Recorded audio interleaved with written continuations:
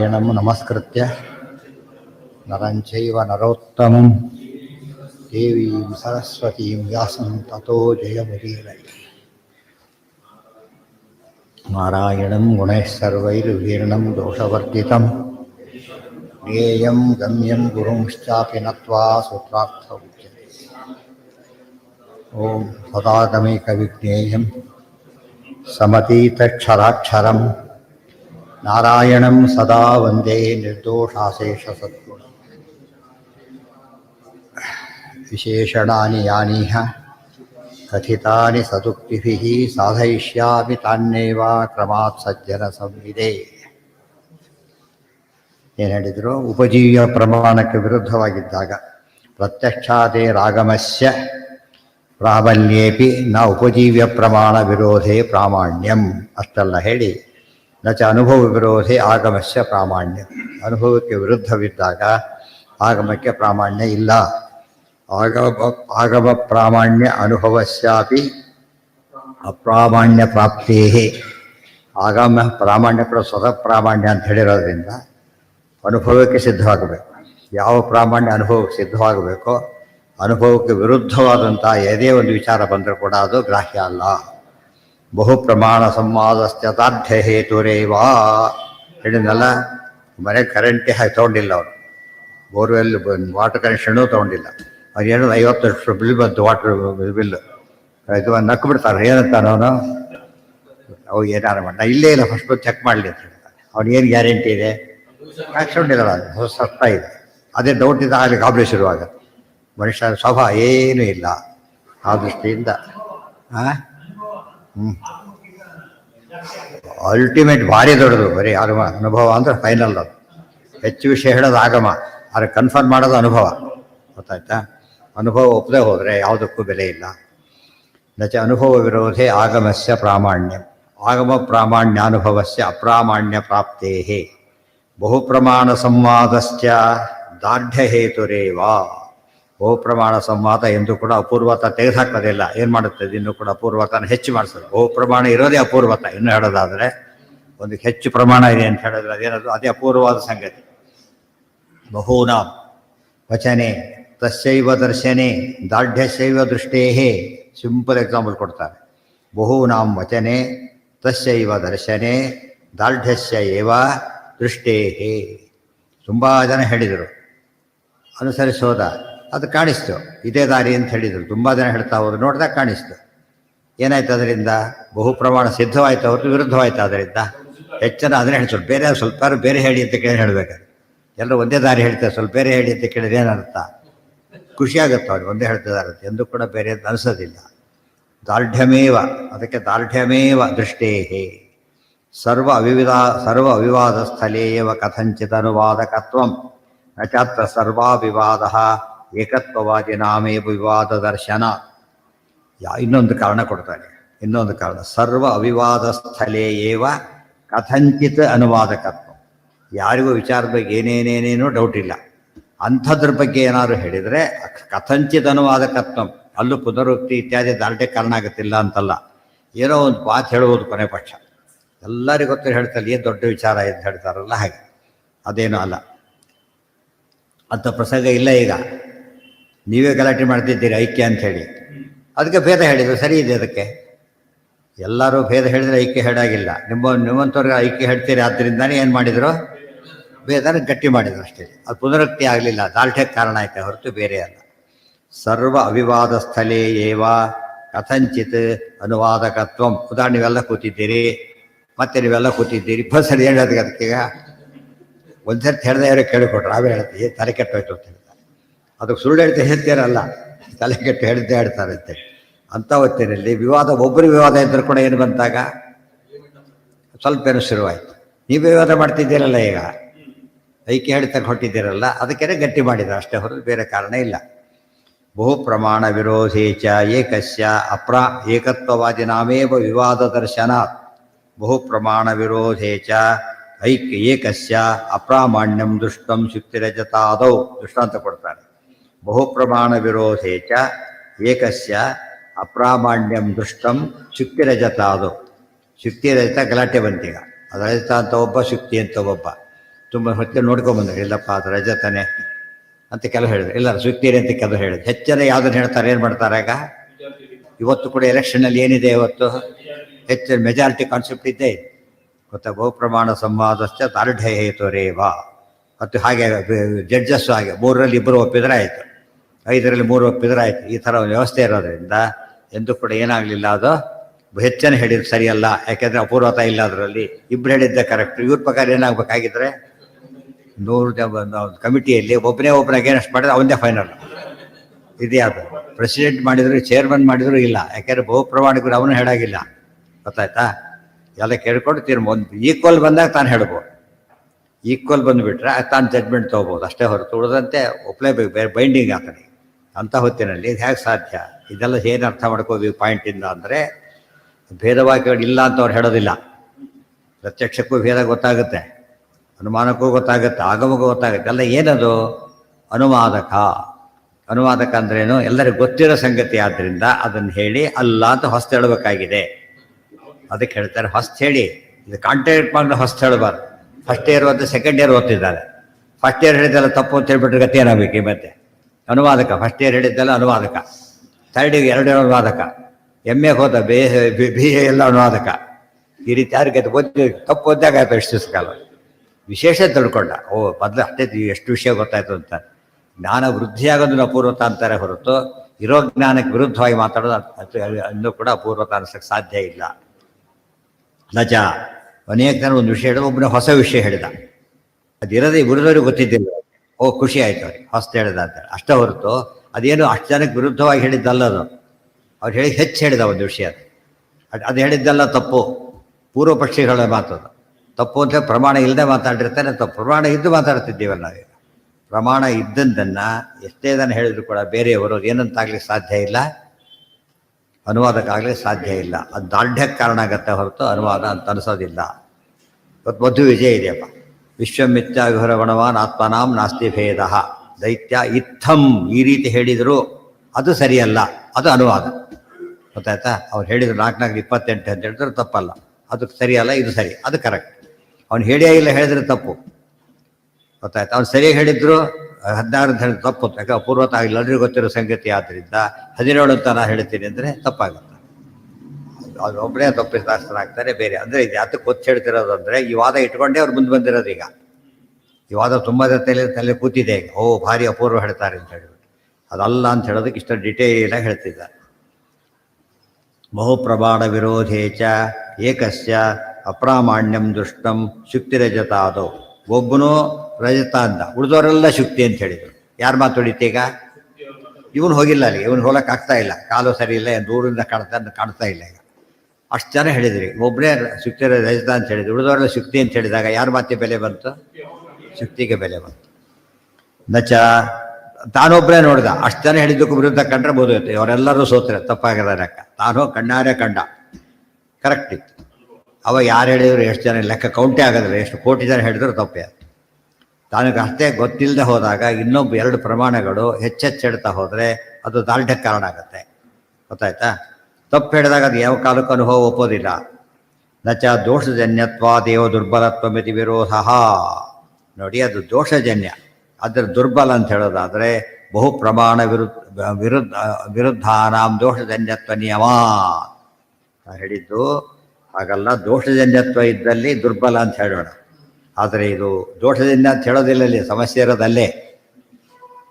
ಶುಕ್ತಿ ವಿಮತಂ ರಜತಂ ದೃಶ್ಯತ್ವಾತ್ ಅಂತ ಹೇಳ್ತಾರೆ. ಅಲ್ಲಿರೋದೇನೋ ಯುಕ್ತಿ ಹೇಳ್ತಿದ್ದಾರೆ ಅಷ್ಟೇ, ಬೋಧಿರ ಸಂಶಯ ಪ್ರಶ್ನೆ ಏನೂ ಇಲ್ಲ ಅಲ್ಲಿ. ದೋಷವತ್ವಾದೇವ, ಅಲ್ಲಿ ದೋಷ ಅಂತ ಒಪ್ಪಿಕೊಂಡ ಮೇಲೆ ಅದನ್ನು ವಿಶ್ವಮಿಥ್ಯಾತ್ವ ಹೇಗೆ ಸಾಧನೆ ಮಾಡ್ತೀರಿ? ಹಾಗಿದ್ದೀರಿ ಈಗ ಇಷ್ಟೊಂದು ದೋಷ ಇಲ್ಲ ಅಂತಲೇ ಹೇಳಿರೋದು. ಈಗ ಇವತ್ತೊಮ್ಮ ಮಿಥ್ಯಾರ ದೃಶ್ಯತ್ವಾತ್ ಅಂತ ಹೇಳಿಬಿಟ್ಟು ಈಗ ಸರಿ ಇಲ್ಲ ಅಂತ ಕೇಳಿದರೆ ಹೋಯ್ತು ಅಪಸಿದ್ಧಾಂತ. ಅವ್ರ ಪ್ರಕಾರ ಹೇಳಬಾರ್ದು. ಅದನ್ನು ಅವ್ರು ಹೇಳೋದಾದರೆ ಸುಮ್ಮನೆ ಅಶ್ಯೂಮ್ ಮಾಡ್ಕೊಂಡು ಹೇಳಿದರೂ ಕೂಡ ಬಹುಪ್ರಮಾಣ ವಿರುದ್ಧವಾದದ್ದಕ್ಕೆ ಎಲ್ಲೆಲ್ಲಿ ದೋಷಜನ್ಯತ್ವ ಇರುತ್ತೋ ಬಹುಪ್ರಮಾಣ ಹೇಳಿದಾಗ ಅದು ಪ್ರೂವ್ ಆಗುತ್ತೆ. ದೋಷಜನ್ಯತ್ವ ಪ್ರೂಫ್ ಏನಂತ ಕೇಳಿದರೆ ಬಹು ಜನ ಹೇಳೋದು ಬಹುಪ್ರಮಾಣ ಇರೋ. ದೋಷಜನ್ಯತ್ವಂಚ ಬಲವತ್ ಪ್ರಮಾಣ ವಿರೋಧಾದೇವ ಜಾಯತೆ. ದೋಷಜನ್ಯತ್ವಂಚ ಬಲವತ್ ಪ್ರಮಾಣ ವಿರೋಧಾದೇವ ಜ್ಞಾಯತೆ. ದೋಷಜನ್ಯತ್ವ ಅನ್ನೋದು ಬಲವತ್ ಪ್ರಮಾಣ ವಿರೋಧ ಇದ್ದಾಗ ಕ್ಲಿಯರಾಗಿ ಕಾಣಿಸುತ್ತೆ ಹೊರತು ಬೇರೆ ಅಲ್ಲ. ದೋಷಜನ್ಯವತ್ತ ಅಂತಕ್ಕಂಥ ಮಾತಿಗೆ ಮುದ್ದೆ ಆಧಾರ ಏನು ಅಂತ ಕೇಳಿದರೆ ಬಹು ಪ್ರಮಾಣ ಅಥವಾ ಬಲವತ್ ಪ್ರಮಾಣ. ಬಲವತ್ ಪ್ರಮಾಣಕ್ಕೆ ವಿರೋಧವಾದರೆ ಅದೇನಂತ ಕರೀತಾರೆ? ಇರ್ತಾರೆ ಇದು ತಣ್ಣಗಿದೆ, ಅವ್ರು ಇದ್ದಾರಂತವ್ರು. ಸೊಳ್ಳೆ ಕಚ್ಚಿ ಒದ್ದಾಡ್ತಿರ್ತಾನೆ, ಸೊಳ್ಳೆ ಇಲ್ಲ ಮನೆಯಲ್ಲಿ ಅಂತ ಏನು ಮಾಡಕ್ಕೆ ಅವನಿಗೆ? ಸೊಳ್ಳೆ ಇಲ್ಲೇ ಇಲ್ಲ ಅಂತೂ ಯೋಚನೆ ಮಾಡಬೇಡಿ, ಅವ್ರು ಕಡಿಸ್ಕೊತಾರೆ, ಕಚ್ಕೊಂಡು ಒದ್ದಾಡ್ತಿರೋದು ಅವನು. ಇಲ್ಲೇ ಇಲ್ಲ, ಡೋಂಟ್ ವರಿ. ಇತ್ತವಾದ ಮಾಡಿ ಏನಂತಾರೆ ಅದಕ್ಕೆ? ಹೌದಾ ತಪ್ಪು ತಿಳ್ಕೊಂಡ್ಬಿಟ್ಟು ಯಾರು ಹೇಳಿದ್ರೆ ಇವರಿಗೆ ತಿಳುವಳಿಕೆ ಇಲ್ಲ ಅಂತ ಹೋಗ್ಬಿಡ್ತಾರೆ ಅಷ್ಟೇ ಹೊರತು ಅನುಭವ ಕಚ್ಕೊಂಡು ಆಗಿದೆ ಪಾಪ ಅವನು. ಇಲ್ಲ ಅಂತ ಹೇಳಿ ಏನು ಕೇಳ್ತಾನೆ? ಸಾಧ್ಯ ಇಲ್ಲ. ಮೊದಲು ಕೇಳಿದ ಒಳಗೆ ಹೋಗ್ತಾ ಇದೇ ಇಲ್ಲ ಅಂತ ಅವಾಗ ನಂಬ್ತಾನೆ, ಕಚ್ಚಿದ ಮೇಲೆ ನಂಬೋದಿಲ್ಲ. ಎಲ್ಲಿವರೆಗೂ ನಂಬ್ತಾನೆ? ಕಚ್ಕೊಳ್ಳುವರೆಗೆ ನಂಬ್ತಾನೆ. ಅಲ್ಲಿವರೆಗೆ ಇವರು ಕೈ ಕೊಟ್ಟರಪ್ಪ ಸುಳ್ಳು ಹೇಳಿದರು ಅಂತ ಹೇಳ್ತಾರೆ. ಅದು ಅಲ್ಲಿ ಕ್ಲೈಮೇಟ್ ಆದರೆ ಈ ರೀತಿ ಇಲ್ಲ. ಎಷ್ಟೇ ಕಚ್ಚಿದ್ರು ಕೂಡ ಸೊಳ್ಳೆಗಳಿಲ್ಲ ಅಷ್ಟು ಜನ ಹೇಳಿದ್ದಾರೆ. 50 ಜನ 1000 ಕೋಟಿ ಜನ ಹೇಳಿರಲಿ ಕಚ್ಚಿದ್ರು ಪಾಪ ನಿಜ. ಇಲ್ಲಿ ಜನ ಕೌಂಟ್ ಆಗೋದಿಲ್ಲ. ಮೊದಲು ಜನ ಕೌಂಟ್ ಆಯ್ತು, ಆಮೇಲೆ ಕೌಂಟ್ ಆಗೋದಿಲ್ಲ. ತುಂಬ ಜನ ಕಾರಣ ಅಂತ ಅವ್ರು ಹೇಳಿದ್ರು, ನಮ್ಮವ್ರು ಹೇಳಲಿಲ್ಲ, ಇದೇ ಪಂಚಾಯ್ತಿ ಆಯಿತು. ನಮ್ಮವ್ರು ಯಾರಿಗೂ ಹೇಳಕ್ಕೆ ಹೋಗ್ಲೇ ನಾವು ಬಡಿ ಮಾಡ್ಕೊಂಡು ಕೂತಿದ್ರೆ ಏನಾಯ್ತು? ಕೊನೆಗೆಲ್ಲ ಪೂರ್ತಿ ತಪ್ಪಾಯ್ತು. ಆಚಾರ್ಯ ಹೇಳ್ತಾರೆ, ವಾದಕ್ಕೆ ಬಂದಾಗ ಹೇಳಿ, ಹೇಳದೆ ಇರಬೇಡಿ. ಸಭಾರೂಪೇಣ ವಾ ಬ್ರೂಯಾತ್ ಮತ್ತು ವಿವಾದ ರೂಪೇಣ ವಾ ಬ್ರೂಯಾತ್ ಸಭಾರೂಪೇಣ ವಾತತ. ವಿವಾದ ಬಂದಾಗ ಸುಮ್ಮನೆ ಕೂಡಬೇಡಿ ಅಂತ ಆಚಾರ್ಯ ಹೇಳಿದ್ದಾರೆ. ಎಷ್ಟು ವಿವಾದ ಬಂದರೂ ಕೂಡ ಸುಮ್ಮನೆ ಕೂತಿರ್ತಾರೆ, ಭಾರಿ ತಪ್ಪ. ಎಷ್ಟು ಬಾಯಿ ಬಂದಾಗ ಬೈತಾರೆ ಬೇರೆಯವರು, ಎಷ್ಟು ಕೆಟ್ಟದ ಬರೆದ್ರೆ ಪುಸ್ತಕಗಳು ಅಂತ ಹೇಳಿದೆ ನಿಮಗೆ. 12 ಪುಸ್ತಕಗಳು, ಅಂಥ 18 ಪುಸ್ತಕ, ಒಂದಕ್ಕೂ ಉತ್ತರ ಇಲ್ಲ. ಅವ್ರು ಅನ್ಕೊಂಡು ಮತ್ತೆ ವಿವಾದಸ್ಥರ ಆಚಾರ್ಯ ಹೇಳಿದಾರಲ್ಲ ಹೇಳಿಯಪ್ಪ ಅಂತ ಹೇಳಿ, ವೇದವಾಕ್ಯ ಇನ್ನೊಬ್ಬರು ಒಂದು ಹೇಳಬಾರ್ದು. ಆಚಾರ್ಯ ತೋರಿಸಿದ್ರು, ಯಾರಾತ? ವೇದ ಅಧಿಕಾರಿ ಅಲ್ಲ ಆತ, ಗೊತ್ತಾಯ್ತಾ? ಅಂತ್ಯವರ್ಣ ಜನ್ಮ ಅಂತ ಹೇಳಿದ್ದಾರೆ ಅಲ್ಲಿ. ಆದ್ರೆ ಏನಾಯ್ತು ಅಲ್ಲಿ? ಪ್ರಶ್ನೆ ಕೇಳ್ತಾನಂತೆ, ಒಪ್ಪೋದಿಲ್ಲ ಅಂತ ಹೇಳ್ತಾನೆ. ಈ ವೇದ ಪ್ರಾಮಾಣ್ಯ ದೊಡ್ಡದೋ ಇದು ದೊಡ್ಡದೋ? ಈಗ ಪ್ರಶ್ನೆ, ಈಗ ವೇದ ಪ್ರಾಮಾಣ್ಯ ದೊಡ್ಡದೋ ಇವನು ಕಿವಿ ವೇದ ಕೇಳಿಸ್ಬಾರ್ದಂಬ ದೊಡ್ಡದೋ? ವೇದ ಪ್ರಾಮಾಣ್ಯ ಯೂನಿವರ್ಸಲ್ ಅದು. ಅದೇನು ಮಾಡ್ತಾರೆ ಈಗ ಅವರು? ಇಲ್ಲ ಏನೋ ಸುಮ್ಮನೆ ಹೇಳ್ತಾರೆ, ಒಪ್ಪುತ್ತಿದ್ದಿಲ್ಲ ಅವನು. ಆ ಸೂಕ್ತ ಹೇಳ್ಕೊಂಡೇ ಹೇಳಬೇಕು. ಸೂಕ್ತ ಅವನು ಕಿವಿ ಬೀಳಬೇಕು. ಏನೋ ಮ್ಯಾಜಿಕ್ ಮಾಡಿದಿರಿ ಅಂತ ಹೇಳಬಾರ್ದು ಅವನು. ಸೂಕ್ತ ಕಿವಿ ಬೀಳಬೇಕು. ಕಿವಿ ಬೀಳಿಸ್ಬಾರ್ದು ಶಾಸ್ತ್ರ ಹೇಳ್ತದೆ. ಕಿವಿ ಬೀಳಿಸ್ಬಾರ್ದು ಶಾಸ್ತ್ರ, ಅವ ಬೀಳಿಸ್ಬೇಕು ಅಂತ ಹೇಳ್ತಾರೆ. ಆವತ್ತಲ್ಲಿ ಹೇಳಿ. ಇವ್ರು ಯಾರು ಫಾರಿನರ್ ಬಂದು ವೇದವಾಕ್ಯ ಡಿಸ್ಕಸ್ ಮಾಡ್ತಾರೆ. ನೀವು ಅಧಿಕಾರ ಇಲ್ಲ ಅಂತ ಹೇಳಬಾರ್ದು. ವೇದ ಅಪ್ರಮಾಣ ಅಂತ ಹೇಳೋದಕ್ಕೆ ಬಂದಿದ್ದಾನೆ ಅಂತ. ಈಗ ಏನು ಮಾಡಬೇಕಾಗ? ನಾವು ವೇದವಾಕ್ಯ ಹೇಳಿ ಪ್ರೂವ್ ಮಾಡಿ ಏನು ಮಾಡಬೇಕು ಮಾಡಬೇಕಾದ್ರೆ, ಇಲ್ಲ ಹೋದ್ರೆ ತಪ್ಪಾಗುತ್ತೆ. ಅಯೋಗ್ಯ ಅಂತ ಬಿಟ್ಬಿಟ್ಟು ಕಣ್ಣಿಗೆ ಇದಾಗ ಸಿದ್ಧಾಂತ ಹೋಗ್ಬಿಡುತ್ತೆ. ನಮ್ಮನೆ ಯಾರ್ದು ಅಲ್ಲ ಅಂತ ಹೇಳಿ ಸುಮ್ಮನೆ ಕೂತ್ಬಿಡ್ತೀವ? ಗೊತ್ತಿಗೆ ಸುಮ್ಮನೆ ಯಾಕೆ ಕೂತೀವಿ ಮತ್ತು ಒಂದು ಗೊತ್ತಾಗ ಒಂದು ಪ್ರಶ್ನೆ ಕೇಳ್ತಾರೆ, ತುಂಬ ಯಾತ ಕೂತಿದ್ದೀರಿ ಈಗ? ನಿಯಮ ಇದೆ ಅಂತೆ. ಇಷ್ಟು ವರ್ಷ ಆದ್ಮೇಲೆ ಕೇಳಕ್ಕೆ ಹೋದ್ರೆ ಬೆಲೆ ಇಲ್ಲ ಅಂತ ಹೇಳ್ಬಿಟ್ಟು. ಯಾವ ಕಾಲಕ್ಕೆ ಕೇಳಬೇಕು ಅದನ್ನ? ಆ ಕಾಲಕ್ಕೆ ಕೇಳಬೇಕು. ಯಾವಾಗಲೂ ಕೇಳಿದ್ರೆ ಬೆಲೆ ಇರೋದಿಲ್ಲ. ಯಾರು? ಅವ್ರು ಹೇಳಿದ ತಪ್ಪು ಖಂಡನೆ ಮಾಡ್ಬೇಕು ನಾವು. ವೇದವಾಕ್ಯ ಕೊಟ್ಟು ಖಂಡನೆ ಮಾಡಿ ಅವ್ರು ಕಿವಿ ಬೀಳಬಾರ್ದು ಅಂತ ಹೇಳ್ಬಿಟ್ಟು ಸುಮ್ಮನೆ ಕೂತ್ರೆ ಹೋಯ್ತು ಅಲ್ಲಿಗೆ. ಅದಕ್ಕೆ ರಾಮದೇವರೇ ಹೇಳಿದರು, ಸ್ಪಷ್ಟ ನಾಯಿ ಕೇಳಿತು ಬಂದುಬಿಟ್ಟು, ನಾನು ಅನ್ಯಾಯ ಆಗಿದೆ. ಮೊದಲು ಗಂಟೆ ಹೊಡಿತು, ಗಂಟೆ ಇತ್ತು ಅಂದ್ರೆ ನಾಯಿ ಗಂಟೆ ಬಾರಿಸಿದ್ರು. ತಕ್ಷಣ ನ್ಯಾಯದ ಗಂಟೆ. ತಕ್ಷಣ ರಾಮದೇವ್ರು ನೋಡಿದ್ರು. ರಾಮದೇವ್ರು ಯಾರನ್ನೂ ಕಳಿಸ್ಲಿಲ್ಲ, ಲಕ್ಷ್ಮಣನ ಕಳಿಸಿದ್ರು. ಸ್ವಂತ ತಮ್ಮನ್ನು ಕಳಿಸಿದ್ರು. ಆತ ಕೇಳಿದ, ವಿಷಯ ಕೇಳಿದ, ಈಗ ಅನ್ಯಾಯ ಆಗಿದೆ ಅಂತ ಕೇಳಿದ್ರು. ಬಾ ಅಂತ ನೀನು ಹೇಳಿದ್ರೆ ಬರಲ್ಲ, ನಾನು ರಾಮನ ಕೇಳ್ಕೊಂಬ ಅಂತ ಹೇಳ್ತಾರೆ. ಸಂಬಂಧಪಟ್ಟಿದ್ದು ರಾಮ. ಯಾರೋ ಊಟಕ್ಕೆ ಹೋಗಿ ಕರೆದು ಹೊಳಿಬಿಡ್ತಾರ? ಇಲ್ಲೇ ಸಂಬಂಧಪಟ್ಟವ್ರು ಕರಿಬೇಕು. ವಿರೋಧ ಬಯಸ್ಕೊಂಡು ಬಂದ್ರೆ ಆಮೇಲೆ ರಾಮ ಹೇಳಬೇಕು, ನಾನು ನಾಯಿ, ಹಾಗೆಲ್ಲ ಒಳಗೆ ಬರಬಾರ್ದು. ಅದಕ್ಕೆ ರಾಮ ಹೇಳಿದ್ರೆ ಬರ್ತೀನಿ. ಇಲ್ಲ ರಾಮ ಇಲ್ಲಿ ಬಂದರೂ ಆಯ್ತು, ನನಗೆ ಒಳಗೆ ಬರಬೇಕು ಹೊರಬರೋ ಮುಖ್ಯ ಅಲ್ಲ. ಏನು ಮುಖ್ಯ? ನ್ಯಾಯ ಬೇಕಷ್ಟೆ. ರಾಮ ಇಲ್ಲಿ ಬಂದರೂ ಆಯಿತು, ನಾನು ಒಳಗೆ ಬಿಟ್ಟರು ಆಯಿತು. ಏನು ಮಾಡಬೇಕು? ರಾಮ ಕೇಳ್ಕೊಂಬಂದ. ರಾಮದೇ ಹೇಳಿದ್ರು ಬರಬಾರ್ದು, ನ್ಯಾಯ ಕೇಳಕ್ಕೆ ಬರದೆ ಹೋದರೆ ಅವಕಾಶ ತಪ್ಪಾಗತ್ತೆ, ಕರ್ಕೊಂಡು ಬಾ ಅಂತ ಹೇಳ್ತಾರೆ. ಇದೆಲ್ಲ ದೃಷ್ಟಾಂತಗಳು ಇವೆಲ್ಲ. ಇಷ್ಟು ದೃಷ್ಟಾಂತ ನೋಡಿ ಇವೆಲ್ಲ ಯಾಕೆ ಓದಬೇಕು ಅಂತ ಕೇಳಿದರೆ, ಆಪತ್ಕಾಲ ಹೇಗೆ ನಡ್ಕೋಬೇಕು. ಅವ್ರು ಅಷ್ಟು ಪುಸ್ತಕ ಬರೆದ ಒಂದು ಪುಸ್ತಕ ಬರಬಾರ್ದ ಕೊನೆ ಪಕ್ಷ. ದ್ವೈತದ ಬಗ್ಗೆ ಹೇಳ್ತಕ್ಕಂಥ ಒಂದು ಗ್ರಂಥ ಬರೆದವ್ರು ಪಾಪ ಭಾರಿ ಕಾಂಪಿಟೆಂಟ್ ಇರೋ ಬರೆದವರಲ್ಲ. ಅದು ಈ ರೀತಿಯಾಗಿ ಬರೀಲಕ್ಕೆ ಹೋಗಲಿಲ್ಲ. ಹೀಗಾಗಿ ಮತ್ತೆ ಆ ಕಾಲನೂ ಸರಿ ಇರಲಿಲ್ಲ ಅವರಿಗೆ, ಅಷ್ಟು ಬರೀಲಿಲ್ಲ. ಕೂತ್ಕೊಂಡು ಸುಮ್ಮನೆ ಇಂಗ್ಲೀಷಲ್ಲಿ ಸಿಗೋದೇ ಇಲ್ಲ ಪುಸ್ತಕ ನಿಮಗೆ, ಗೊತ್ತಾಯ್ತಾ? ಅವ್ರದ್ದು 1000 ಗಟ್ಟಲೆ ಎಷ್ಟು ಬೇಕಾದ್ರೂ ಸಿಗುತ್ತೆ. ರೈಲ್ವೆ ಸ್ಟೇಷನ್ವರೆಗೆ ಸಿಗುತ್ತೆ, ಬಸ್ ಸ್ಟ್ಯಾಂಡಲ್ಲಿ ಬೇಕಾದ್ರೂ ಸಿಗುತ್ತೆ. ನಮ್ದು ಎಲ್ಲೆಲ್ಲೂ ಸಿಗೋದಿಲ್ಲ. ಅದರಿಂದ ಕೇಳಿದ್ರೆ ಅಯೋಗ್ಯರು ಓದಬಾರ್ದು. ಅದಕ್ಕೆಲ್ಲ ನಮ್ಮ ಅಯೋಗ್ಯರ ತೀರ್ಮಾನ ಮಾಡಿ ಇನ್ನೊಂದು ದೊಡ್ಡ ದೋಷ ಅದು. ಅಯೋಗ್ಯರು ನಮ್ಮನ್ನು ಹೆಂಗೆ ಕರೆದ್ರಿ ನೀವು ಫಸ್ಟಾಗಿ ಕರಿಬಾರ್ದು, ಹಾಗಲ್ಲ ಅಯೋಗ್ಯರು ಅಂತೇಳಿ. ನಮಗೆ ಗೊತ್ತಿಲ್ಲ ಅಯೋಗ್ಯರಾಗ್ಬಿಡ್ತಾರೆ ತಕ್ಷಣವೇ. ತಪ್ಪು. ಇದು ಈ ರೀತಿ ಮಾಡಿ ನೀವು ಹೇಳಿದ್ರಲ್ಲ ಗೊತ್ತಿಲ್ಲ ಅಂತೇಳಿ ಎಷ್ಟು ಜನ ಗೊತ್ತಿದ್ರು ಕೂಡ ಒಬ್ಬರು ಉತ್ತರ ನಕ್ಕು ಬಿಡ್ತಾರೆ. ಹೇಳಿದ್ರು ಸಮಸ್ಯೆ. ಆಚಾರ್ಯ ಎಷ್ಟು ಕೆಟ್ಟ ಬೈದಿದ್ದಾನೆ, ಸಂಸ್ಕೃತ ಕನ್ನಡ ಎಲ್ಲರೂ ಬರೆದಿದ್ದಾನೆ. ಬಾಯಿ ಬಂದ ಬೈದಾನೆ, ಏಕವಚನ ಬಾಯಿ ಹುಚ್ಚಾಬಟ್ಟಿ. ಸುಮ್ಮನೆ ನಕ್ಕು ಸುತ್ತ ಆರಾಮ ಕಥಾತೆ. ಎಷ್ಟು ಅನ್ಯಾಯ ಅಂದರೆ ಅದಕ್ಕೆ ಉತ್ತರ ಬರಲಿ ಅವ್ರು ಗೊತ್ತಾಗ್ತದೆ. ನೀವು ಹೇಳಿದ್ರೆ ಮಠಕ್ಕೆ ಬರಲಿ ಇಮ್ಮಿಡಿಯೇಟ್ ಒಂದು 3-5 ಕತೆ ದೊಡ್ಡ ಕಮಿಟಿ ಮಾಡಿ ಎಮರ್ಜೆನ್ಸಿ ಮೀಟಿಂಗ್ ಮಾಡಿ ಮುಗಿಸ್ಬಿಡ್ತಾರೆ. ಇದು ಎಮರ್ಜೆನ್ಸಿ ಅಲ್ಲ, ಎಮರ್ಜೆನ್ಸಿ ಅಲ್ಲ, ಇದು ಎಮರ್ಜೆನ್ಸಿ. ಆಶ್ಚರ್ಯ ಹೇಗೆ ಸಾಧ್ಯ ಆಗುತ್ತೆ ಅಂತೇಳಿ. ಇನ್ಫ್ಯಾಕ್ಟ್ ಇದನ್ನು ಇಗ್ನೋರ್ ಮಾಡ್ಬೋದು, ಬೇಡ ದೊಡ್ಡ ಗಲಾಟೆಗಳು ಬೇಡ, ನಮ್ಮ ವಿಷಯ ಅಂದ್ಕೊಂಡು ಸುಮ್ಮನೆ ಇರ್ಬೋದು. ಇದನ್ನು ದೊಡ್ಡದು ಮಾಡಿ ಅದನ್ನ ಬಿಟ್ಟೇ ಬಿಡ್ತಾರೆ. ಅವ್ರು ಏನು ತಿಳ್ಕೊಂಡ್ರು ಕೊನೆ ಇವ್ರಿಗೆ ಇಲ್ಲೇ ಇಲ್ಲ ಅಂತ ಆಯ್ತು. ಕೊನೆಗೆ ಇವ್ರಿಗೆ ಪಾಯಿಂಟ್ಸೇ ಇಲ್ಲ, ಅದರಿಂದ ಸುಮ್ಮನೆ ಕೂತಿದ್ದಾರೆ. ಅಕಸ್ಮಾತ್ ಒಬ್ಬಿಬ್ಬರು ಕಂಡ್ರೆ ಹುಚ್ಚಾಬಿಟ್ಟು ಖುಷಿಯಾಗಿಬಿಡ್ತಾರೆ ಅವ್ರಿಗೆ. ಏನು ಎಷ್ಟು ಚೆನ್ನಾಗಿ ಬರೀತಾರೆ ಮಧ್ವಾಚಾರ್ಯ, ಹೊಡಿ ಬಿಡ್ತಾರೆ. ಎಲ್ಲೋ ಪಾಪ ಚೂರು ಕೇಳಿದ್ದವರು ಅಷ್ಟು ಖುಷಿ ಆಗ್ತದೆ. ಸರಿಯಾಗಿ ತಿಳಿಸ್ಬಿಟ್ಟಿದ್ರೆ ಇವೆಲ್ಲ ಆರ್ಗ್ಯುಮೆಂಟ್ಗೆ ಒಂದೊಂದು line by line, word by word ಏನವೋ ದ್ವೈತದ ಬಗ್ಗೆ ಅಷ್ಟು ನಿಶ್ಚಯ ಕೊಡ್ತಕ್ಕಂಥ. ಮತ್ತೆ ಹೇಳ್ತಾರೆ, ದೋಷಜನ್ಯತ್ವಂಚ ಬಲವತ್ ಪ್ರಮಾಣ ವಿರೋಧಾದೇವ ಜ್ಞಾಯತೆ. ಅದುಷ್ಟವಿಂದ್ರಿಯಂ ತ್ವಕ್ಷಂ ತರ್ಕೋ ಅದುಷ್ಟಸ್ತಥಾನುವ. ತಮಾಷೆ ನಿಮಗೆ ಗೊತ್ತಾ, ಬೇರೆಯವರೆಲ್ಲ ಪುಸ್ತಕ ಬರೆದವರು ಯಾರು ಭಾರಿ ಕಾಂಪಿಟೆಂಟ್ ಪರ್ಸನ್ಸ್ ಅಲ್ಲ. ಬೇರೆ ಮತ್ತಲ್ಲಿ ಕೂಡ ಭಾರಿ ದೊಡ್ಡವ್ರು ಬರೆದಿದ್ದಲ್ಲ, ಹೆಸರಿರೋರು ಬರೆದ ಹೆಸರಿದೆ ಅವರಿಗೆ. ಡೆಪ್ತ್ ಅಷ್ಟು ಜನಕ್ಕಿಲ್ಲ, ತುಂಬ ಜನಕ್ಕಿಲ್ಲ. ಬಟ್ ಅವ್ರು ಬರೆದಾಕ್ಬಿಟ್ರು ಅವರು. ಅದಕ್ಕೆ ಇವ್ರು ಬೇರೆಯವ್ರಿಗೆ ಕೂಡ ಕನಿಷ್ಠ ಪ್ರಮಾಣ ಖಂಡನತ್ತರೇ ಪಾಠ ಮಾಡಿದ್ರು ಕೂಡ, ಬರೀ ಮೂಲ ಹೇಳಿದ್ರು ಕೂಡ ಅವ್ರು ಚೆನ್ನಾಗೇ ಬರೀತಿದ್ರು. ಕೆಲವರಿಗೆ ಬರವಣಿಗೆ ಭಾಳ ಚೆನ್ನಾಗಿ ಬರುತ್ತಿರುತ್ತೆ, ಎಫೆಕ್ಟಿವ್ ಆಗಿ ಹೇಳೋಕೆ ಬರುತ್ತೆ. ಗೊತ್ತಾಯ್ತಾ? ಮಾಡಿ ವಂಡರ್ಫುಲ್ ಮಾಡ್ತೀವಿ. ಇವ್ರಿಗೂ ಗುಡಿದವ್ರು ಕೇಳಬಾರ್ದು, ಅಯೋಗ್ಯರು ನೀವು ಕೇಳಬಾರ್ದು, ಸಂಸ್ಕೃತ ಬರೋದಿಲ್ಲ. ಇನ್ನೊಬ್ರು ಕೇಳೋದು ನಮ್ಮವರು ಅಲ್ಲ ಅವರು, ಅದು ಬೇರೆ. ಕೊನೆ ಸ್ಥಿತಿ ಬರೋದು ಹೇಳಬಾರ್ದು, ಕೊನೆಗೆ ಉಳ್ಕೊಂಡಿದ್ದು ಅಷ್ಟೇ. ಹಾಗಾಗಬಾರ್ದು. ಇದು ಯುದ್ಧಕ್ಕೆ ಹೋಗ್ಬೇಕಾದ್ರೆ ಹೇಗೆ ತಯಾರು ಮಾಡ್ತಾರೆ ಎಲ್ಲರೂ ಹೇಳ್ತಾರಲ್ಲ ಆಚಾರ್ಯ, ಉಪನ್ಯಾಸ ಭಾರತಿ ಶಿಬಿರಾದಿವ ಸೇನಾಗ್ರಹ ದಿವ್ಯ ಶಿಬಿರಾದಿವ ನಿರ್ಯಯ. ಶಿಬಿರದಿಂದ ಮಾರ್ಚ್ ಪಾಸ್ಟ್ ಮಾಡ್ಕೊಂಡು ಬಂದರೆ ಜನ ಗಾಬರಿ, ಎಷ್ಟು ಜನ ಇದ್ದಾರೆ ಅಂತ ಹೇಳಿಬಿಟ್ಟು ಎಷ್ಟು ಆ ಸಂಖ್ಯೆ ನೋಡೇ ಹೊಡೆಬಿಡ್ತಾರೆ ಎಷ್ಟೋ ಜನಗಳು. ಉತ್ತರ ಕುಮಾರ್ಗೆ ಆಯ್ತಲ್ಲ ಪಾಪ, ಒಂದು ಜ್ವರ ಬಂದು ಹೊಡಿತಷ್ಟು ವಾಪಸ್ ಹೋಗೋಣ ಅಂತ ಹೇಳ್ತಾರೆ. ಆ ಒಂದು ಇದು ಕ್ರಿಯೇಟ್ ಮಾಡೋದು. ಆ ಕಥೆ ಓದಲ್ಲ, ಸಮಸ್ಯೆ ಇರೋದೇವರು. ಅವೆಲ್ಲ ಕಥೆಗಳಾದ್ದರಿಂದ ಓದಬಾರ್ದು. ಮಹಾಭಾರತ ಆಮೇಲೆ ಕಥೆಗಳು, ಒಬ್ಬೇ ಆಚಾರಶಾಸ್ತ್ರ ಯಾರಿಗೂ ಹೇಳಬಾರ್ದು. ತರ್ಕ ಬಂದೇ ಓದಬೇಕು. ಅವ್ರಿಗೆ ಜನಕ್ಕೆ ಯಾರಿಗೂ ಅರ್ಥ ಆಗಬಾರ್ದು ಜನ್ಮದಲ್ಲಿ. ಪಬ್ಲಿಕ್ ಏನು ಅರ್ಥ ಆಗುತ್ತೆ ಅದು ಯೋಚನೆ ಮಾಡಿ. ನ್ಯಾಯಾಧೀಶ ಎಲ್ಲ ವಾದ ಕಳೆದ ಮಾಡಿ ಇವ್ರಿಗೆ ಜಡ್ಜ್ಮೆಂಟ್ ಏನಾಯ್ತು ಅಷ್ಟೇ ಕೇಳೋದು. ವಾದ ವಿವಾದ ಕೇಳೋದಕ್ಕೆ ಹೋಗೋದಿಲ್ಲ. ತೀರ್ಮಾನ ಮುಖ್ಯ.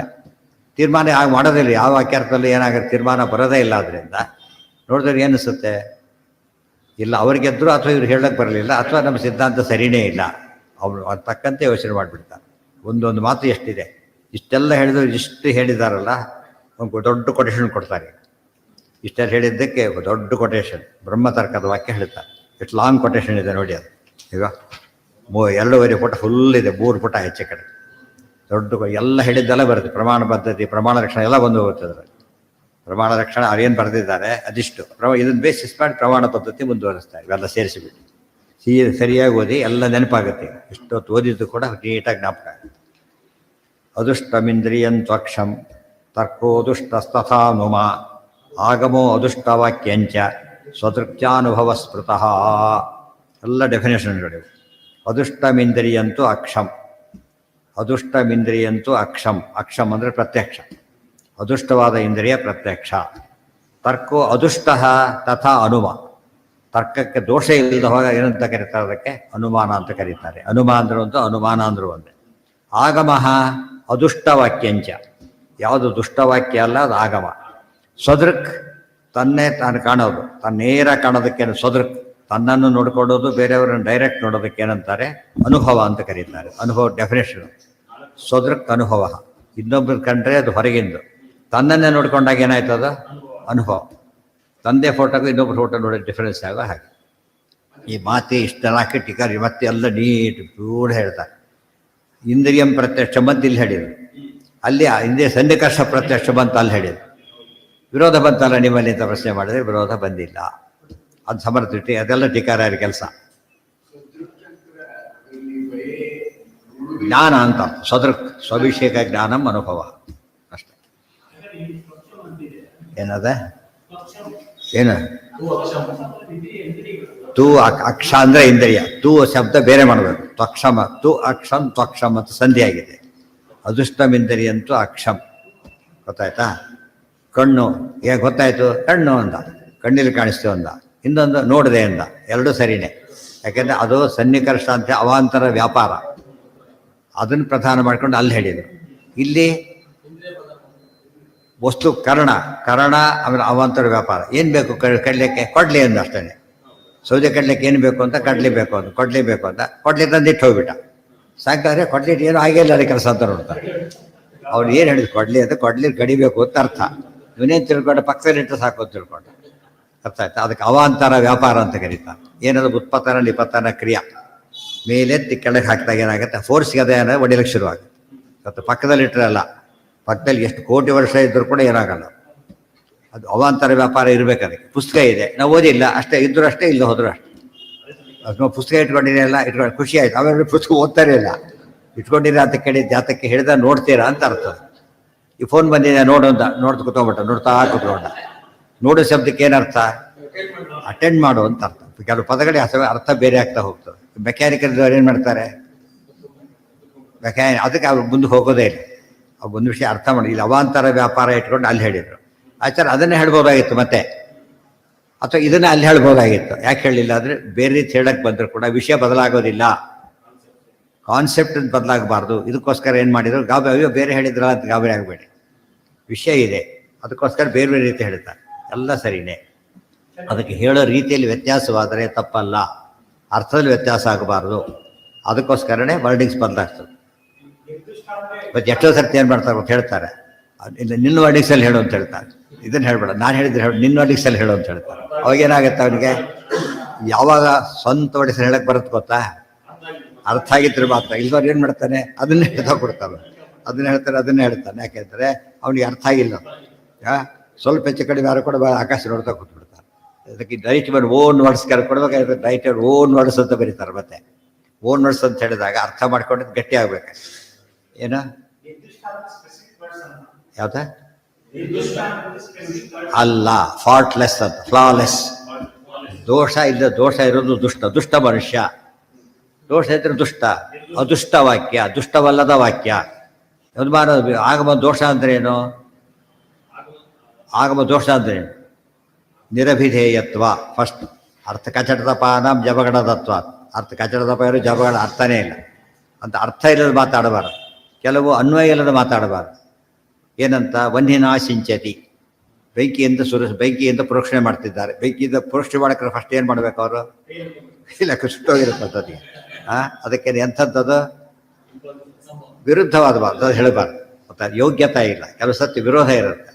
ಅಂತ ಯಾವ ದೋಷ ಇಲ್ಲದವ್ರು ಏನದಕ್ಕೆ ಅಂತ ಕರೀತಾರೆ ಆಗಮ. ಅನುಮಾನದ ದೋಷ ಅಂದರೆ ಅಸಿದ್ಧಿ, ಅವ್ಯಾಪ್ತಿ.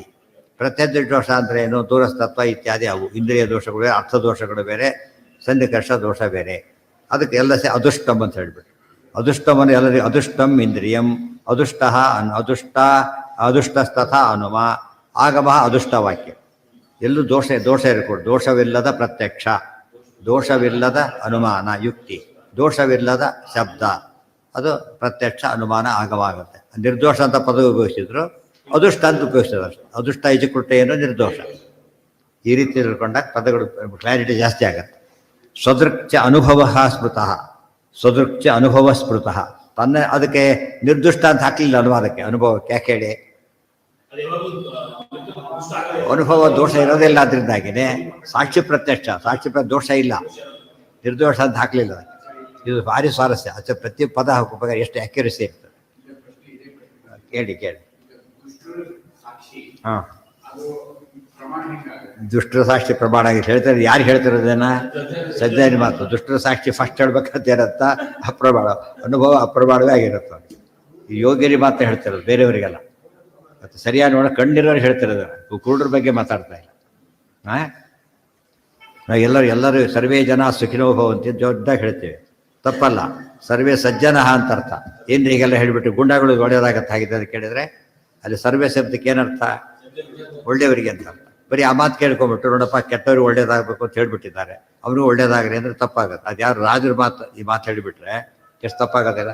ಆ ಪ್ರಕರಣ ನೋಡ್ಕೊಂಡು ಹೇಳಬೇಕು. ಸಂದರ್ಭ ಪ್ರಕರಣ ಅಂದರೆ ಒಂದೇ. ಏನ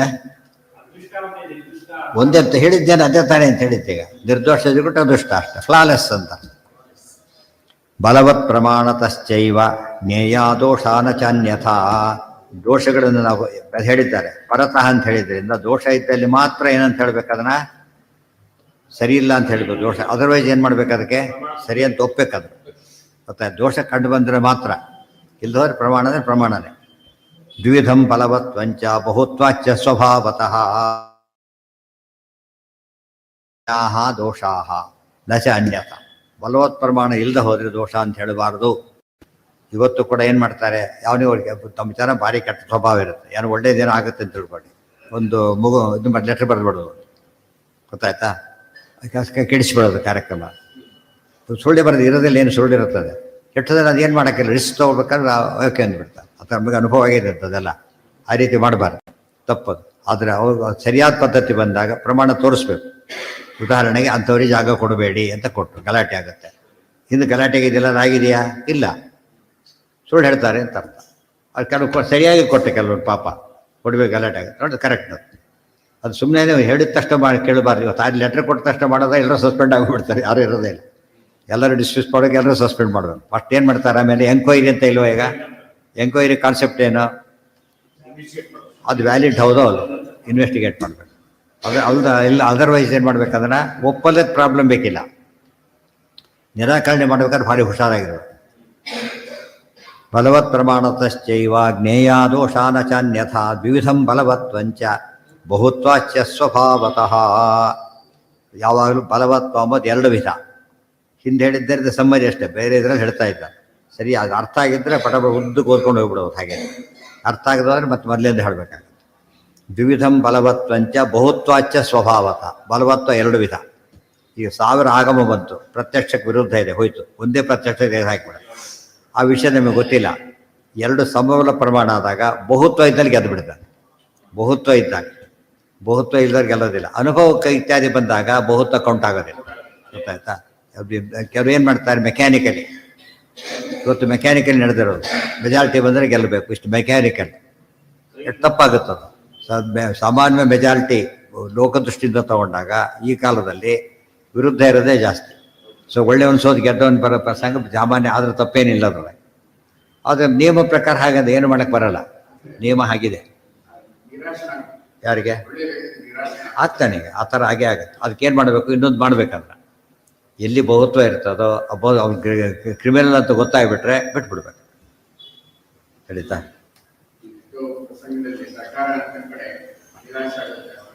ಹೌದಾ, ಅದಕ್ಕೆಲ್ಲ ವ್ಯವಸ್ಥೆ ಮಾಡಬೇಕು. ಲೂಪ್ ಹೋಲ್ಸ್ ಅವೆಲ್ಲ, ಅದನ್ನೆಲ್ಲ ನೆಕ್ಸ್ಟ್ ಟೈಮ್ ಏನು ಮಾಡ್ತಾರೆ, ಇವು ಟಿ ವಿಗಳು ಹೇಗೆ ಬಂತು, ಮೊದಲು ಹೇಗೆ ಬಂತು, ಫೋನ್ ಮೊದಲು ಹೇಗೆ ಬಂತು, ಹೀಗಾಗಿ ಬಂತು, ಫೋನ್ ಮೊದಲು ಹೇಗೆ ಬಂತು, ಅದು ಫಸ್ಟ್ ಬರೀ ಮಾತಾಡೋದಕ್ಕೆ ಅಷ್ಟೇ ಬರ್ತಿತ್ತು.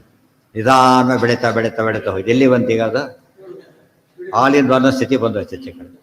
ಅದು ಮಾಡಿಫೈ ಮಾಡೋದು ಮಾಡಬೇಕು, ಅದು ತಪ್ಪಲ್ಲ. ವಿರೋಧ ಮಾಡೋದು ಬೇರೆ, ಮಾಡಿಫೈ ಮಾಡೋದು. ಪ್ರತಿಯೊಂದು ಸರ್ತಿ ಕೆಲವು ಕಾರು ಗೀರು ಎಲ್ಲ ಏನು ಮಾಡ್ತಾ ಹೋಗ್ತಾರೆ, ಅಪ್ಗ್ರೇಡ್ ಮಾಡ್ತಾ ಹೋಗ್ತಾರೆ. ಏನು ಡಿಫೆಕ್ಟ್ ಕಂಡಿರ್ತಾರೆ ಎಲ್ಲ ಸರಿ ಮಾಡಿಬಿಡ್ತಾರೆ ಈ ಕಡೆ, ಗೊತ್ತಾಯ್ತಾ. ಅವಾಗ ಅದು ಹಿಂದಿದ್ದಕ್ಕೆ ಬೆಲೆ ಇಲ್ದಾಗ ಆಗುತ್ತೆ. ಅದು ತಪ್ಪಲ್ಲ, ಬೆಲೆ ಇಲ್ದಾಗ. ಇದು ಅದು ಒಳ್ಳೆ ತಪ್ಪಲ್ಲ. ವಿರೋಧ ಮಾಡೋದು ಬೇರೆ, ಇಂಪ್ರೂವ್ ಮಾಡೋದು ಬೇರೆ. ಇಂಪ್ರೂವ್ ಆಗೋದ್ರಲ್ಲಿ ಯಾವ ದೋಷವೂ ಇಲ್ಲ. ಬಲವತ್ ಪ್ರಮಾಣತಶ್ಚೈವ ಜ್ಞೇಯ ದೋಷ ನಚಾನ್ಯಥ ದ್ವಿಧಂ ಬಲವತ್ವಂಚ ಬಹುತ್ವಾಚ್ಚ ಸ್ವಭಾವತಃ. ಕೆಲವರು ಔಷಧಿನ ತೊಗೊಳ್ಳೋದು, ಎಂದೂ ತೊಗೊಂಡಿಲ್ಲ, ತೊಗೊಳೋದಿಲ್ಲ. ಇನ್ನು ರೋಗ ಬಂದಿದ್ದಿಲ್ಲ, ರೋಗ ಬಂದಿದೆ, ತೊಗೊಳೋದಿಲ್ಲ, ಅದು ಏನು ಮಾಡಬೇಕು. ಹಿಂದೆ ಇವರಿಗೆ ತೊಗೊಂಡಿಲ್ಲ ಅನ್ನೋ ತೊಗೊಳೋದಿಲ್ಲ, ಆರ್ಗ್ಯುಮೆಂಟ್ ಅಲ್ಲ ಅದು. ಇವರಿಗೆ ಇತ್ತ ರೋಗ ಬಂದಿತ್ತಾ, ಬಂದಿರಲಿಲ್ಲ, ತೊಗೊಂಡಿಲ್ಲ, ಬಂದಿದ್ದೆ ತಗೋ, ಅಷ್ಟೇ. ಈ ರೀತಿ ಮಾಡಿ ತಪ್ಪಾಗುತ್ತೆ. ಇಲ್ದ ಮೆಕ್ಯಾನಿಕಲಿ ಮಾಡಬಾರ್ದು. ದ್ವಿಧಂ ಬಲವತ್ವಂಚ ಅದು ನಿಷಿದ್ಧ ಪದಾರ್ಥ ವಿಚಾರ ಬೇರೆ, ಮತ್ತು ಇನ್ನು ತೊಗೊಂಡಿಲ್ಲ ಅಂಬೋದು ದೊಡ್ಡ ಕಾರಣ ಆಗಬಾರ್ದು. ತೊಗೊಳೋಕ್ಕೆ ತೊಗೋಬೇಕು ಬಿಡಬೇಕು ಅನ್ನೋದಕ್ಕೆ ಅದು ಕಾರಣ ಅಲ್ಲ. ಅದು ತೊಗೊಂಡ್ರೆ ಮಾತ್ರ ಆಗೋದಾದರೆ ಅನಿವಾರ್ಯ, ಇಲ್ಲದೆ ಹೋದರೆ ಆಪ್ಷನ್ ಇದ್ದಾಗ ಯೋಚನೆ ಇಲ್ಲ. ದ್ವಿಧಂ ಬಲವತ್ವಂಚ ಬಹುತ್ವಾಚ್ಚ ಸ್ವಭಾವತಃ ತಯೋ ಸ್ವಭಾವ ಬಲವಾನ್. ಕೈ ಸುಟ್ಕೊಂಡ, ಎಲ್ಲರನ್ನ ಕರೆದ, ಅದು ಸುಟ್ಕೊಂಡಿದ್ದೇನೆ ನಿಮಗೆ ಅನ್ನಿಸ್ತಾ ಇಲ್ಲೋ, ಗೊತ್ತಾಯ್ತಾ. ಅವ್ರು ಇಲ್ಲ ಅಂದ್ಬಿಟ್ರೆ ನಾನು ಒಪ್ಕೊಂಡ್ಬಿಡ್ತೀನಿ, ಇಲ್ಲಾಂದ್ರೆ ಒಪ್ಕೊಂಡ್ಬಿಡ್ತೀನಿ ಅಂತ ಹೇಳ್ತಾರ. ಯಾರು ಮೀಟಿಂಗ್ ಮಾಡಲ್ಲ ಅದಕ್ಕೆ. ಕೈ ಸುಟ್ಟೋದಕ್ಕೆ ಕಾಸು ಯಾವುದು ಮೀಟಿಂಗ್ ಮಾಡೋಕ್ಕೆ, ಯಾಕಂದ್ರೆ ಅನುಭವ ಸಿದ್ಧ ಆಗಿಬಿಟ್ಟಿದೆ ಈಗಾಗಲೇ. ಇನ್ನೊಬ್ಬರ ಬಗ್ಗೆ ಬಂದಾಗ ಸುಳ್ಳು ಹೇಳ್ತಾರೆ, ಯೋಚನೆ ಮಾಡೋದು. ಅನುಭವ ತನ್ನದೇ ಆಗಿರೋ ಅನುಭವ, ಅರ್ಥ ಆಯ್ತಾ. ಆ ದೃಷ್ಟಿಯಲ್ಲಿ ತಯೋ ಸ್ವಭಾವ ಬಲವಾನ್ ಉಪಜೀವ್ಯಾದಿ ಕಶ್ಚ ಸಹ. ಬಲವತ್ವ ಅಂದ್ರೇನು, ಉಪಜೀವ್ಯ ಪ್ರಮಾಣ. ಇವತ್ತು ಗಾಳಿ ಅಗ್ನಿ ಎರಡು ಜೊತೆಗಿದೆ, ಸುಮ್ಮನೆ ನೋಡಿ. ಎರಡು ಜೊತೆಗಿದ್ದ ಏನು ಅನಿಸುತ್ತೆ ನಮಗೆ, ಗಾಡಿ ಎರಡು ಜೊತೆಗಿರುತ್ತೆ, ಈಕ್ವಲ್ ಇಂಪಾರ್ಟೆನ್ಸ್ ಅಂತ ಗೊತ್ತಾಗುತ್ತೆ. ಆಮೇಲೆ ಗೊತ್ತಾಗುತ್ತೆ ಒಂದು ಕಡೆ ಬೆಂಕಿ ಇಲ್ಲೇ ಇಲ್ಲ, ಗಾಳಿ ಸುಖವಾಗಿ ಬೀಸ್ತಾ ಇದೆ. ಆದರೆ ಬೆಂಕಿ ಎಲ್ಲಿದೆ ಅಲ್ಲಿ ಏನಿದೆ, ಗಾಳಿ ಬೇಕಾಗಿದೆ. ವ್ಯಾಪ್ತಿ ಬಂತಾಗ. ಸೊ ಉಪಜೀವ್ಯ ಅಂದರೆ ಯಾವುದೀಗ ಅಂತ ಪ್ರಶ್ನೆ. ಉಪಜೀವ್ಯ ಅಂದ್ರೆ ಏನು, ಯಾವುದು ಇಲ್ಲದೆ ಹೋದರೆ ಕೆಲಸ ಆಗೋದಿಲ್ಲೋ ಅದು ಉಪಜೀವಿ. ಇವತ್ತು ಗಾಡಿ ಇಲ್ಲದೆ ಹೋದರೆ ಬೆಂಕಿ ಏನಾಗೋದಿಲ್ಲ, ಆದರೆ ಬೆಂಕಿ ಇಲ್ಲದೆ ಹೋದ್ರೆ ಗಾಡಿ ಇರುತ್ತೆ. ಸೊ ಗಾಡಿ ಉಪಜೀವ ಮಾಡ್ಕೊಂಡಿಲ್ಲ ಅದನ್ನು. ಅರ್ಥ ಆಯ್ತಾ ಈಗ? ಆಗ ಆ ಪ್ರಮಾಣ ಇಂಥ ಪ್ರಮಾಣ ಹುಡುಕ್ಬೇಕು. ಸುಂದರಕಾಂಡದಲ್ಲೇ ಬಂತು, ಹನುಮಂತನ ಬಾಲ ಬೆಂಕಿ ಸುಡಲಿಲ್ಲ, ಯಾಕೆ ಮರುತ್ಸಕಃ ಹುತಾಶನಃ ಅಂತ ಹೇಳಿ. ಸಖ ಶಬ್ದ ಸಾಮಾನ್ಯ ಅರ್ಥ ಏನು? ಫ್ರೆಂಡ್ಸ್, ಮ್ಯೂಚುವಲ್ ಫ್ರೆಂಡ್ಸ್ ಅಂತ ಅರ್ಥ. ನೋಡೋದಕ್ಕೆ ಹಾಗೆ ಗಾಡಿ ಮತ್ತು ವಾಯು ಇಬ್ಬರು ಏನಾಗ್ತಾರೆ ಅಲ್ಲಿಗೆ? ಆ್ಯಕ್ಚುಲಿ ಅಗ್ನಿರ್ವೈ ದೇವಾನಾಂ ಅವಮಃ ವಿಷ್ಣು ಪರಮಃ. ದೇವತೆಗಳಲ್ಲಿ ಭಾರಿ ಕಡಿಮೆ ಸ್ಟೇಟಸ್ ಇರೋದು ಅಗ್ನಿಗೆ, ಇವ್ರು ಭಾರಿ ಮೇಲಿರೋರು. ಇಬ್ಬರು ಈಕ್ವಲ್ ಹೇಗಾಗ್ತಾರೆ? ಸಾಧ್ಯವಾಗೋದಿಲ್ಲ. ಸಖ ಶಬ್ದಕ್ಕೆ ಏನರ್ಥ ಅದಕ್ಕೀಗ?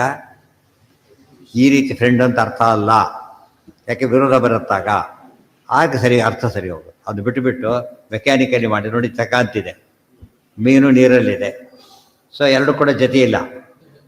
ಮೀನು ತೆಗೆದ್ರೆ ನೀರೇನು ಆಗೋದಿಲ್ಲ, ಮೀನು ಮಾತ್ರ ಸತ್ಯ ಹೋಗ್ಬಿಡೋದು. ಅದು ಯಾವುದು ಉಪಜೀವಿ ಅಂತ ಕರಿಬೇಕೀಗ? ಅದು ಈ ಉಪಜೀವಕ್ಕೆ ಅರ್ಥ ಆಗಬೇಕೀಗ. ಕೆಲವು ಜೊತೆಗಿರುತ್ತೆ ಅಷ್ಟೇ, ಜೊತೆಗಿರುತ್ತೆ, ಉಪಜೀವಿ ಏನಿಲ್ಲ ಅದಕ್ಕೆ. ಎರಡು ಕೊಲೀಗ್ಸ್ ಇದ್ದಾರೆ, ಇಬ್ಬರು ಕೂಡ, ಒಬ್ಬರು ಉಪಜೀವಿಸಿಲ್ಲ, ಸುಪೀರಿಯರ್ ಇದ್ದಾನೆ, ಅಲ್ಲಿ ಪ್ರಾಬ್ಲಮ್ ಬರುತ್ತೆ, ಅಲ್ಲಿ ಶುರುವಾಗುತ್ತೆ. ಅವನಿಗೆ ಇನ್ನೂ ಸುಪೀರಿಯರ್ ಇದ್ದಾನೆ, ಅಲ್ಲಿ ಉಪಜೀವಿಯತ್ವ, ಇಲ್ಲಿ ಉಪಜೀವಕತ್ವ. ಇಲ್ಲಿ ಉಪಜೀವಕ ಅಂದರೆ ಯಾರು ಉಪಜೀವಿಸಿರ್ತಾನೋ ಅವನು.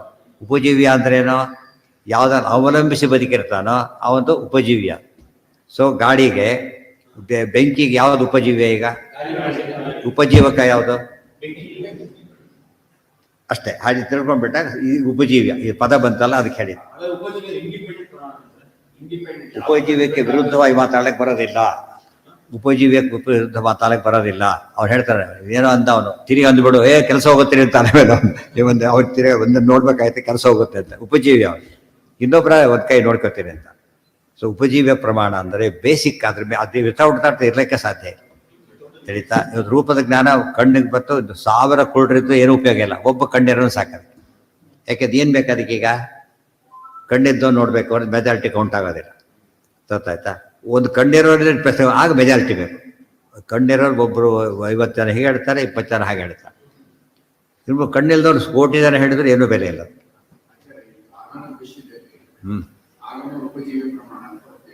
ಹೌದು.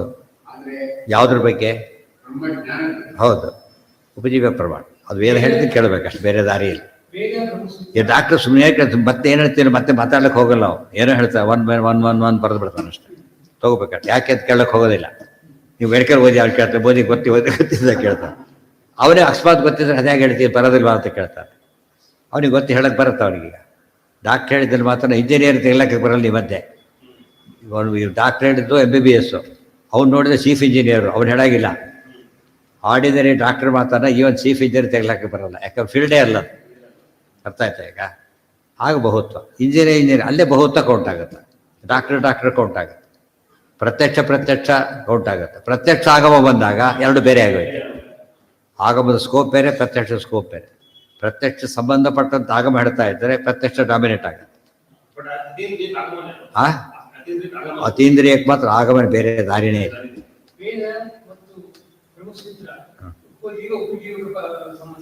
ಹೇಳಿ, ನೀವೇ ಹೇಳಿ ನೋಡು. ಯಾವಾಗ ಅದಕ್ಕೇನೆ ಬ್ರಹ್ಮಸೂತ್ರ ದೊಡ್ಡದಾಗಿತ್ತು. ಬ್ರಹ್ಮಸೂತ್ರದ ನಿರ್ಣಯ ನಮ್ಮನ್ನು ಆಧರಿಸಿ ವೇದಗಳನ್ನ ಅರ್ಥ ಮಾಡ್ಕೊಳ್ಬೇಕಾದ್ರಿಂದ ಆಯಿತು. ಇದು ಇಂಡಿಪೆಂಡೆಂಟ್ ಪರವಿದ್ಯ, ಡಿಪೆಂಡೆನ್ಸ್ ಇಲ್ಲ. ವೇದಕ್ಕೆ ಡಿಪೆಂಡೆನ್ಸ್ ಇದೆ ಬ್ರಹ್ಮಸೂತ್ರದ ಮೇಲೆ, ಇದಕ್ಕಿಲ್ಲ. ಅದರಿಂದ ಉಪಜೀವಿ ಭಾರತ ಹೇಳಿದೆ ಎಲ್ಲರಿಗೂ ಕೂಡ. ಮಹಾಭಾರತ ತಗೊಂಡಾಗ ಮತ್ತೆ ಯಥಾ ಪ್ರಕಾರ ಯಾವ್ದು ದೊಡ್ಡದು? ಬ್ರಹ್ಮಸೂತ್ರ ನಿರ್ಣಾಯಕ ಆದರೆ ಅದನ್ನ ರಿಪೀಟ್ ಮಾಡೋಕ್ಕಾಗಲ್ಲ. ಮಹಾಭಾರತ ಇತಿಹಾಸ ಪುರಾಣಾಭ್ಯಾಮ್ ವೇದಂ ಸಮೂಪ ಬ್ರಹ್ಮಯೇ. ಆದ್ದರಿಂದ ಅದೇ ದೊಡ್ಡ. ಎಲ್ಲ ಯೋಚನೆ ಮಾಡ್ತಾ ಹೋಗ್ಬೇಕು, ಯಾವ್ದು ಉಪಜೀವಿಕ ಅಂತ. ಅನುಮಾನೇನ ಹಿ ಅನುಮಾದಿತ್ವ ಪಕ್ಷೇ ಈಶ್ವರೋ ಬೋದ್ಧವ್ಯ. ಅದಾಯ್ತಲ್ಲ. ಬಲವತ್ ಪ್ರಮಾಣತಶ್ಚೈವ ಜ್ಞೇಯ ದೋಷ ನ ಚಾನ್ಯತ. ದ್ವಿಧಂ ಬಲವತ್ವಂಚ ಬಹುತ್ವಾಚ ಸ್ವಭಾವತಃ. ತಯೋ ಸ್ವಭಾವೋ ಬಲವಾನ್ ಉಪಜೀವ್ಯಾದಿಕಶ್ಚ ಸಹ. ಯಾಥಾರ್ಥಮೇವ ಪ್ರಾಮಾಣ್ಯಂ ತನ್ಮುಖ್ಯಂ ಜ್ಞಾನಶಬ್ದಯೋ. ತಯೋ ಸ್ವಭಾವೋ ಬಲವಾನ್ ಉಪಜೀವ್ಯಾದಿಕಶ್ಚ ಸಹ. ಸ್ವಭಾವ ಅನ್ನೋದು ಎಲ್ಲಕ್ಕಿಂತ ಅಲ್ಟಿಮೇಟ್. ದುರ್ಯೋಧನ ಯಾಕೆ ಏನು ಮಾಡಿದ್ರು ಚೇಂಜ್ ಮಾಡೋಕ್ಕಾಗೋದಿಲ್ಲ. ಸ್ವಭಾವ ಗಾಂಧಾರಿ ಅರ್ಥ ಮಾಡ್ಕೊಳ್ಳಿಲ್ಲ. ಕೃಷ್ಣ ದೋಷ ಹೊರಿಸಿಬಿಟ್ಲು. ಏನಂತ? ಸರ್ವತಂತ್ರ ಸ್ವತಂತ್ರ, ನನ್ನ ಮಕ್ಕಳು ಭಾರಿ ಯೋಗ ನನಗೆ ಗೊತ್ತಿದೆ, ಯಾಕೆ ಚೇಂಜ್ ಮಾಡಲಿಲ್ಲ ಚೇಂಜ್ ಮಾಡಲಿಲ್ಲ, ಇದು ಪ್ರಶ್ನೆ ಬಂತು ಯಾರಿಗೆ. ಹೌದು ಹೌದು, ಕೃಷ್ಣ ವಿಶ್ವರೂಪ ತೋರಿಸ್ರಿ ಏನು ಅನ್ಕೊಂಡವನು, ಏನೋ ಮ್ಯಾಜಿಕ್ ಮಾಡ್ದ ಅನ್ಕೊಂಡು, ಏನೋ ಮ್ಯಾಜಿಕ್ ಮಾಡ್ದ. ಅರ್ಥ ಆಯ್ತಾ? ಇವತ್ತು ಅಷ್ಟೇ ನಮ್ಮ ದೇವ್ರನ್ನ ಒಪ್ಪದೇ ಇರೋರು ಬೈ ಚಾನ್ಸ್ ಅಂತಾರೆ, ಏನೋ ಅಂತಾರೆ, ಅದೃಷ್ಟ ಅಂತಾರೆ. ಅದು ತಮಾಷೆ. ಎಷ್ಟೋ ಜನ ನಾಸ್ತಿಕರು ಗ್ರಹಗತಿ ಒಪ್ತಾರೆ, ಅದು ಅತಿಂದ್ರಿಯನೇ. ದೇವ್ರು ಮಾತ್ರ ಒಪ್ಪೋದಿಲ್ಲ, ಗೀತೆ ಒಪ್ಪೋದಿಲ್ಲ, ಇದನ್ನು ಒಪ್ತಾರೆ. ಅದಕ್ಕೆ ಅವ್ರ ಗ್ರಹಗತಿ ಹೇಳೋದು ತಪ್ಪಾಗುತ್ತೆ ಎಷ್ಟೋ ಸಲ. ಅದು ಬೇಸಿಕಲಿ ಅಂಗಶಾಸ್ತ್ರ, ಅಂಗಿಶಾಸ್ತ್ರ ಅಲ್ಲ ಅದು. ಅದೇ ಅದು ಸುಮ್ಮನೆ ಇದಕ್ಕೆ ಹೇಳಿದ್ದಷ್ಟೇ. ಆ ಜೋಕ್ ಅವ್ನು ಮಾಡ್ತಿದ್ದ, ಒಳ್ಳೆ ಸ್ಟಂಟ್ ಹೊಡೆದ ಅವ್ನು ಹೇಳ್ಬೇಕಾದ್ರೆ ತನ್ನ ಮಾಡಕ್ಕೆ ಬರೋದಿಲ್ಲ ಅಂತ ಹೇಳಿದ, ಪೊಯಿಟಿಕ್ಕಾಗಿ ಹೇಳಿದ. ವಸ್ತುಸ್ಥಿತಿಯಲ್ಲಿ ಅವನ ಸ್ವರೂಪ ಅದು, ಅವನ ಸ್ವರೂಪ. ಬಟ್ ಹೇಳಬೇಕಾದ್ರೆ ಸ್ವರೂಪ ದುಃಖದಿಂದ ಹೇಳಲಿಲ್ಲ, ಖುಷಿಯಿಂದ ಹೇಳಿದ. ಅದು ತಪ್ಪು. ಎಂಜಾಯ್ ಮಾಡಿದವನು, ಅದು ಎಂಜಾಯ್ ಮಾಡಿದರೆ ಅದು ಹೋಯ್ತಾರೆ. ಯಾಥಾರ್ಥಮೇವ ಪರಮ. ಇವತ್ತೇನಾಯ್ತು, ಈಗ ಇಷ್ಟು ಲೈನ್ ಓದ್ಕೊಂಡ್ಬಂದಿದ್ದರೆ ಮುಂದಿನ ಲೈನ್ಸ್ ಎಲ್ಲ ಅರ್ಥ ಆಗ್ತದೆ. ಆಮೇಲೆ ಪ್ರತಿಯೊಂದು ಮಾತಿಗೂ ತುಂಬ ಮಹತ್ವ ಇರೋ ಜಾಗ ಇದೆ. ತಯೋ ಸ್ವಭಾವೋ ಬಲವಾನ್. ಆಚಾರ್ಯ ಒಂದೇ ಕೋಟ್ ಮಾಡಿ ಇಲ್ಲೇನು ಮಾಡಿಬಿಟ್ಟ ಪ್ರಮಾಣ ಲಕ್ಷಣದಲ್ಲಿ ಬ್ರಹ್ಮತರ್ಕಾನುಸಾರ ಕೊನೆ ಹೇಳಿದರು. ಬ್ರಹ್ಮತರ್ಕ ಇಲ್ಲಿದೆ ಪೂರ್ತಿಯಾಗಿ. ಕಥಾಲಕ್ಷಣಕ್ಕೂ ಹಾಗೆ ಹೇಳಿದರು, ಕಥಾಲಕ್ಷಣ ವಿತ್ಯುಕ್ತಂ ಬ್ರಹ್ಮತರ್ಕಾನುಸಾರ. ಎರಡು ಸೇರ್ಕೊಂಡ್ಬಿಟ್ಟಿದೆ ಅದರಲ್ಲಿ. ತಗೋ ಶಿಫ್ಟ್ ಮಾಡೋದು ಅದೆಲ್ಲ ಹಾಕಿದೆ. ನಮ್ಮ ಪುಸ್ತಕ ಎಲ್ಲ ಸೇರಿಸಿದೆ, ಪ್ರತಿಯೊಂದು ಪುಸ್ತಕ ಸಂಬಂಧಪಟ್ಟಿದ್ದೆಲ್ಲ ಕ್ರಾಸ್ ರೆಫರೆನ್ಸ್ ಅಲ್ಲೇ ಬಂದುಬಿಟ್ಟಿದೆ. ಅವಾಗ ಒಂದೇ ಕಡೆ ಎಲ್ಲ ಸಿಕ್ಕಾಗ ನಮಗೇನು ಕ್ಲಿಯರಾಗಿ ಓದಕ್ಕಿಲ್ಲ. ಆ ಪುಸ್ತಕ ಸಿಗಲ್ಲ ಕೆಲವು ಸಲ, ಅಲ್ಲಿರೋದು ಗೊತ್ತಿರೋದಿಲ್ಲ. ಎಲ್ಲ ಒಟ್ಟಿಗೆ ಬಂದಾಗ ಸಮಸ್ಯೆನೇ ಬರೋದು. ಜ್ಞಾನಂತೆ ದಿವಸಂ ಯಾಥಾರ್ಥಮೇವ ಪರಮ. ಅಲ್ಲಿ ನಾಳೆ ದಿವಸ ಆ ಮಾತು ಒಟ್ಟು ಕೆಲವು ಪದಗಳೆಲ್ಲ ಯೋಚನೆ ಮಾಡೋದು. ಬಲವತ್ತು ಅಂದ್ರೆ ಏನು, ದುರ್ಬಲ ಅಂದ್ರೆ ಏನು, ದೋಷ ಅಂದ್ರೆ ಏನು, ಒಂದೊಂದೇ ನೋಡ್ಕೊಂಡು ಗಟ್ಟಿ ಮಾಡ್ಕೊತ ಹೋಗೋದು. ಅನುಮಾನ ದೋಷನ ಆಗಮಕ್ಕೆ ಹೇಳಬಾರ್ದು, ಆಗಮ ದೋಷ ಅನುಮಾನಕ್ಕೆ ಹೇಳಬಾರ್ದು. ಆಯಾ ದೋಷಗಳು ಬೇರೆ ಬೇರೆ. ಗೊತ್ತಾಯ್ತಾ? ಕಣ್ಣಿಗೆ ನೆಗಡಿ ಆಗಿದೆ ಅಂತ ಯಾರು ಹೋಗಲ್ಲ. ಕಣ್ಣಿಗೆ ನೆಗಡಿ ಆಗಿದೆ, ಕಣ್ಣಿಗೆ ನೆಗಡಿ ಆಗಿದೆ ನೋಡಿ ಹಾಕೊಂತ, ಯಾಕೆ ಬರೋ ಚಾನ್ಸ್ ಇಲ್ಲ ಅದಕ್ಕೆ. ನೆಗಡಿನ ಆಯಾ ಇಂದ್ರಿಯ ಸಂಬಂಧಪಟ್ಟ ದೋಷ ಕಣ್ಣು ಯಾಕೆ ಸರಿಯಾಗಿ ಕಾಣ್ತಾ ಇಲ್ಲ, ಅದು ಸರಿಯಾದ